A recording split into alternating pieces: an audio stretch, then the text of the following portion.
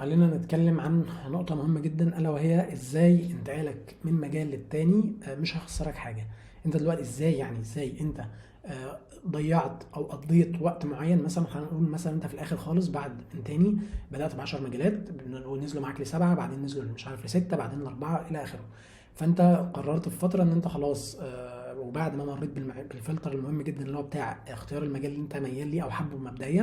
انت دلوقتي مثلا ابتديت تتعلم مجال من المجالات، قضيت فيه مثلا شهر 2 3، وبعدين في الاخر برضو لقيت ان المجال ده مش بتاعك. فانا اكبر الشاشه دي شويه صغيره بس كده. انت في الاخر برضو بعد ما اتعلمت المجال ده ومارسته شهر 2 3، لقيت انه مش بتاعك فسبته ورحت المجال تاني، ونفس الموضوع اتكرر تاني وسبت المجال بعد شهر 2 3، سبته ورحت المجال تالت ورحت المجال الرابع حتى. ازاي اصلا الموضوع، ازاي الوقت ده مش هيكون ضاع عليك في حين ان هو فعلا ضاع منك؟ ازاي؟ هل انا متناقض؟ انا مش متناقض. هوضح لك ازاي. دلوقتي خلينا نقول ان انت مثلا في الاخر خالص وصلت لان انت عندك 3 4 مجالات. مثلا قلت والله مثلا انا ممكن مثلا يعني ممكن ابدا بمجال التسويق، وبعدين اللي هو الديجيتال ماركتنج مثلا، وبعدين مثلا لو ما ظبطش معايا او انت رتبتهم بناء على اللي انت حابه، والله مثلا التسويق، بعدين ممكن المونتاج، بعدين البرمجه، بعدين مثلا التصميم. حلو. فانت مثلا في الاول بدات بمجال التسويق. حلو. بدات في المجال اسبوع 2 شهر 2 3 الى اخره، ابتديت تتعلم اساسيات حاجه هنا. عملت عرفت مثلا ايه هو الماركتنج، ايه هو مثلا ايه السوشيال ميديا، ازاي تستغلها لصالحك لو انت عندك مشروع، لو عايز تعمل تقدم خدمه، تعمل تسوق المنتج الى اخره من الحاجات دي كلها. قعدت في الحاجات دي كلها كده شهر 2 3 وسبت المجال. بعدين رحت للمونتاج. في المونتاج اتعلمت مثلا اساسيات المونتاج اصلا، اللي هو الفيديو اديتنج او تحرير او تعديل الفيديوهات. بعد شويه مثلا عملت مشاريع، عملت يعني فيديو صغير، عملت له تاثيرات وافكتات ومش عارف ايه وخلافه. بعد فتره تانية مش عارف عملت حاجه ثالثه والى اخره. ضيعت من وقتك برضو في الموضوع شهر 2 3 وسبته ورحت للبرمجه، حاجه بقى جديده خالص غير الاثنين السابقين. يعني الاثنين ممكن دول نوعا ما انترلينكد او في يعني تداخل بينهم، بس دي حاجه ثالثه خالص بعيدا عنهم. في مجال البرمجه برضو قضيت شهر او 2 او 3 او ايا يكن المده. في المده دي مثلا اتعلمت اساسيات البرمجه، اتعلمت مثلا ايه هي البرمجه اصلا ككونسبت، ازاي كل حاجه حواليك، البرمجه داخله في كل حاجه حواليك.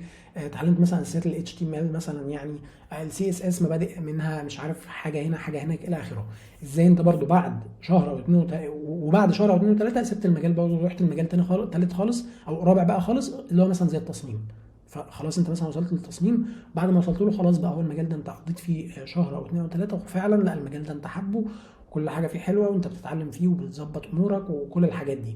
طب انت دلوقتي ضيعت شهرين 3 في اول مجال، وشهرين 3 في المجال الثاني، وشهرين 3 في المجال الثالث مثلا. انت ازاي بقى الكلام ده كله او الوقت ده او الحاجه دي مش هتبقى ضاعت عليك في حين ان هي ضاعت منك؟ ازاي؟ خلينا نقول مثلا انت دلوقتي في الاخر بقيت جرافيك ديزاينر. حلو. اتعلمت المجال واشتغلت فيه. من الحاجات المهمة اللي انت يفضل ان انت تعملها اللي هي ان انت تعمل براندنج لنفسك، ان انت تعمل يعني ترويج ذاتي لنفسك، ان انت حد مصمم، وان انت والله من نماذج شغلي هو الشغل الفلاني او البروجكت الفلاني والتصميمات الفلانية والمش عارف الحاجة الفلانية مع الشركة الفلانية مع في الدولة حتى الفلانية والى اخره. طب انت لو عايز تعمل ده، اللي انت بتعمل الترويج الذاتي ده اصلا داخل تحت انهي مجال؟ هل هو مثلا تبع مجال البرمجة ولا تحليل البيانات؟ الترويج الذاتي ده داخل او تحت الامبريلا او الشمسيه الكبيره بتاعه الديجيتال ماركتنج اللي هو التسويق. حلو.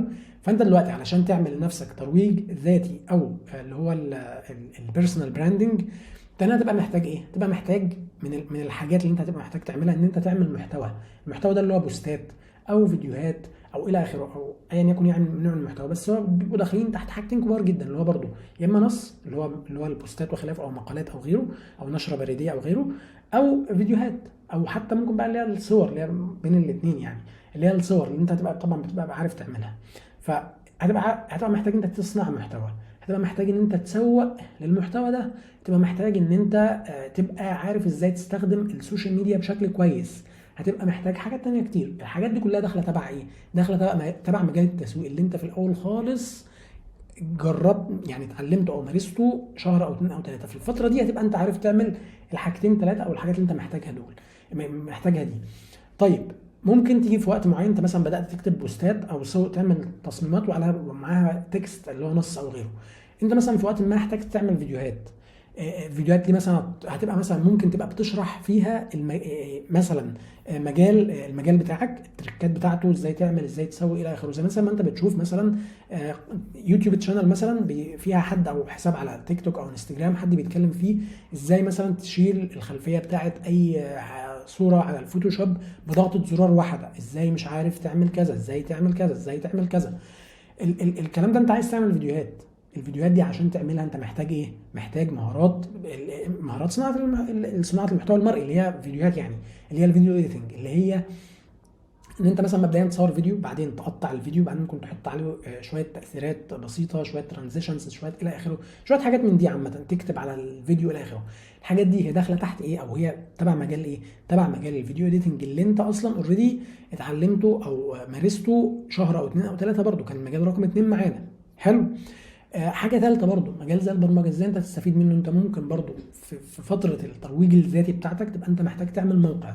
انت مش هتعمل موقع بنفسك 100% من الصفر، مش هتعمله بنفسك. ممكن انت تبقى انت عندك اساسيات البرمجه وخلافه، ممكن بعدين تدخل على يوتيوب، ودي حاجه، ده مسار كويس جدا وعادي مفيش مشكله فيه. ممكن انت تدخل كيف اصمم، او كيف اعمل او اصنع او انشئ موقع خاص بي مثلا، تلاقي فيديوهات بتتكلم، ممكن تقول لك مثلا والله انت محتاج لو انت عايز تعمل موقع برمجه خاصه بيك انت، يبقى انت محتاج تتعلم البرمجه وخلافه، او حتى مبرمج يعمل لك الكلام ده. او انت ممكن تستخدم منصات زي مثلا وورد بريس، تجيب تمبلت او ثيم من ثيمز الوورد بريس وتحطه على تعمل تنصيب الوورد بريس والى اخره من الحاجات اللي ممكن تعرفها من الفيديوهات. فلو انت عندك المبادئ بتاعه البرمجه، ممكن تتعلم بنفسك على يوتيوب وازاي تعمل الموقع، وانت فعلا بالفعل تعمله بعد فتره 3 او اسرع تعمله. حلو. او ممكن انت تبقى انت عايز تعمل موقع شخصي، تجيب شخص مبرمج وتقول له انا والله عايز اعمل موقع فيه 1 2 3 4، فتفضل اعمله لي. الشخص ده يعمل لك الحاجه دي. حلو. لحد كده انت لغايه دلوقتي ما استخدمتش معرفتك بالبرمجه اللي هي كانت مجال رقم 3.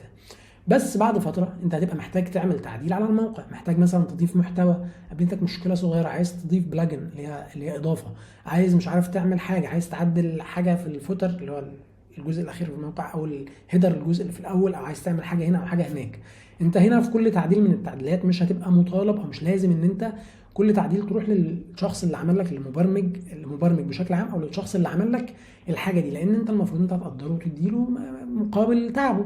حلو. فانت هنا لو انت عندك اساسيات البرمجه هتبقى قادر ان انت تروح تعدل الحاجه دي بشكل بسيط. حتى لو مش عندك هتبقى عارف في المصطلح الكلمه دي غالبا معناها كذا، خلينا نجرب. تجرب تلاقي فعلا ان هي عملت لك نفس التعديل اللي انت عايزه او الحاجه اللي انت عايزها. دي حاجه. فانت هنا هتبقى انت استخدمت معرفتك بمجال البرمجه. حلو.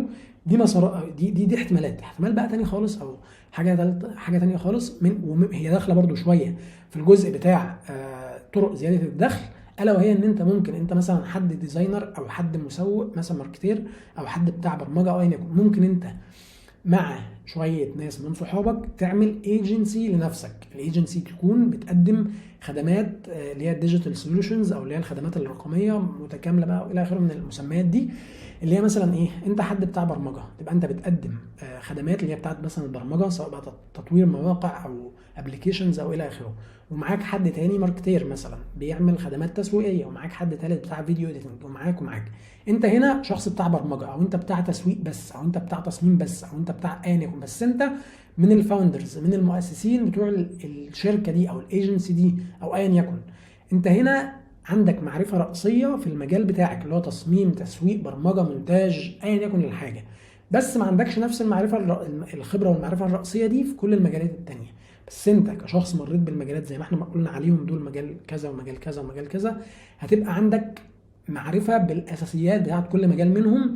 فبالتالي لما تيجي تتكلم مع الشخص اللي هو شغال معاك، اللي هو الماركتير مثلا، يجي يقول لك والله مثلا عندنا كلاينت فلاني عملنا له كذا وكذا وكذا، ومحتاجين نعمل له كذا وكذا علشان نحل له المشاكل الفلانيه، انت تبقى يعني مش لازم ان انت تضيف ليه وتعدل عليه شغله، بس على الاقل هتبقى فاهم هو بيتكلم في ايه اصلا، تبقى فاهم هو بيتكلم هو بيقول لك حاجه كذا كذا، اذا بيقصد كذا كذا، فعادي يعني اقول له فعلا لا ده فكره كويسه، برافو، انت ممكن على فكره تضيف معاهم كذا، طب ما جربتش تعمل كذا، طب انا مش عارف قوي في شغلك بس بيتهيألي ممكن لو ضفنا او عدلنا او سوينا نوصل لنتائج كويسه، ايه رايك؟ وبرده نفس الشيء هتبقى بتعرف تعمل مع الفيديو اديتور، هتبقى قادر تلنك معاهم، تبقى فاهم اصلا اللي بيتكلموا معاك فيه، تبقى قادر تديهم تاسكات وتستلمها منهم والى اخره من الحاجات دي كلها. وده شيء او دي حاجه صدقني مهمه جدا يعني في الحته اللي هي بتاعه الايجنسي وخلافه. فدي من الطرق، طبعا في طرق كتير بس يعني خلينا نقول ان دي من الطرق اللي بيها لما انت تتعلم مجال من المجالات فتره وتسيبه وفتره وتسيبه وفتره وتسيبه، انا مش بقول لك مش معنى كلامي ان انا بقول لك ان انت تتعلم مجال فعلا وتسيبه، لا، حاول ان انت تفلتر يعني تفلتر المجالات بتركيز شديد جدا، عشان لما توصل لمجال في الاخر تبدا بيه يكون هو بنسبه كبيره جدا هو المجال اللي انت فعلا حابه او اللي انت هتبدا بيه. بس من تاني، لو انت بدات مثلا مجال وسبته، مجال وسبته، مجال وسبته وخلاف، لغايه ما توصل في الاخر لمجال انت حبيته خلاص، فعلا هو المجال اللي انت حابه. زي برضو شخص عايز يبدا مثلا يمارس رياضه معينه، راح مثلا اول مره الجيم، قعد فيها شهر واثنين وثلاثه، لا مش بتاعي.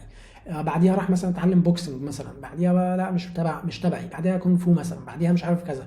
في الاخر هو وصل للرياضه اللي هي ال 100% نهائيه. هو يفضل طبعا ان هو في الاول يركز ان هو يختار الرياضه الكويسه، بس لو ما يعني لو ان هو ما وصلش ليها بعد محاوله والثانيه والثالثه، وصل ليها في الرابعه او في الخامسه او ايا يكن، هو مش هيخسر، هو يبقى عارف اساسيات المجالات دي او مبادئ للمجالات دي كلها، فبالتالي هتساعده غالبا في المجال بتاعه اللي في الاخر او في الحياه بشكل عام. فمن تاني، دي طرق، في طرق كتير، بس دي اهم، خلينا نقول مثلا طريقتين او بابين كبار ممكن ان انت بيهم تستفاد من الفتره اللي هتكون ضاعت منك، بس هي ما تكونش ضاعت منك. هنتكلم ان شاء الله في فيديوهات جايه عن مواضيع تانيه، فنشوفكم فيها ان شاء الله.